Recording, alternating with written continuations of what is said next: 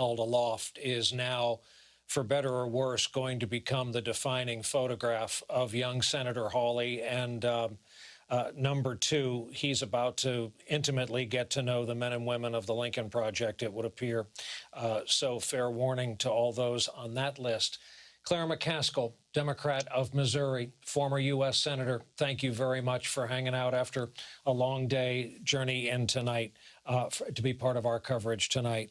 With that, we bring in Phil Rucker, White House bureau chief for the Washington Post, who is, of course, among our political analysts. Phil, I want to show the good folks watching at home the front page of your newspaper for tomorrow. By my count, 14 separate bylines on page one. Two of our best friends are solo bylines at the very bottom of the page, Ashley Parker and Phil Rucker. Phil, the headline on your piece, "The Day American Democracy Was Brought to the Brink."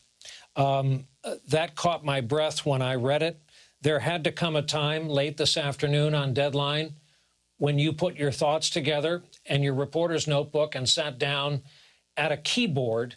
What was that like to try to do what most of us have all day, if not several days to do, and sum up what you just witnessed happen to your capital and your country? Brian, it was a remarkable day, and I spent it almost entirely here in my home in Washington, and I could hear the sirens out the window as police all afternoon were rushing up to the Capitol. And you know, my assignment began actually to write about the theater of the day. I was going to write about the spectacle of the president leading this rally outside the White House, and then Cruz and Hawley and some of the other Republican senators going through these performative motions.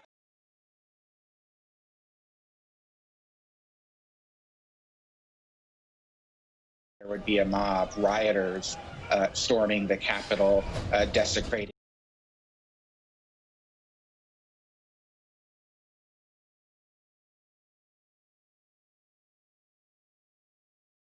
Historians, Doris Kearns Goodwin, who has written the book on Lincoln. You know, has there ever been a time like this in our nation's history? And the answer is no, that this is a truly distressing moment. The closest parallel would be the secession that, of course, led to the Civil War in the 1860s. And so this is a dark day. It's one that Trump has had coming.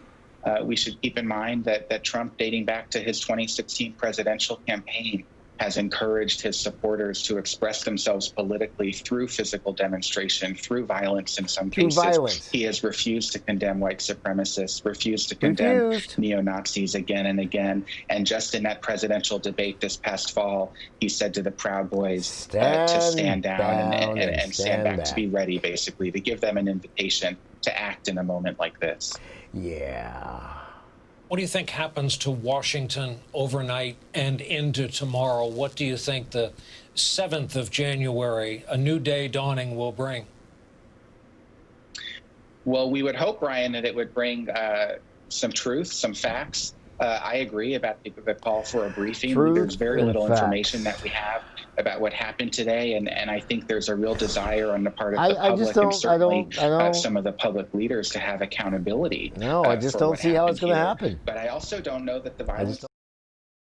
Those people who were at the Capitol are now out in our city streets. Because you just let them go because, or Airbnbs here overnight. We'll see what they have planned tomorrow. We'll see what the president has planned tomorrow. He's kicked off Twitter now for 12 hours, but those 12 hours are going to be up. And at some point overnight, he's going to be able to share his message with the world. And I don't know what that's going to be. My reporting in the last couple of hours with people, you know, in and around the White House suggests that the president is in a very, very fragile mental state right now. He is not taking well to what's happening. He feels betrayed by his vice president, Mike Pence, and has been complaining about him all day long, feeling like he's been stabbed in the back by Pence. This is according to some people familiar with the president's thinking.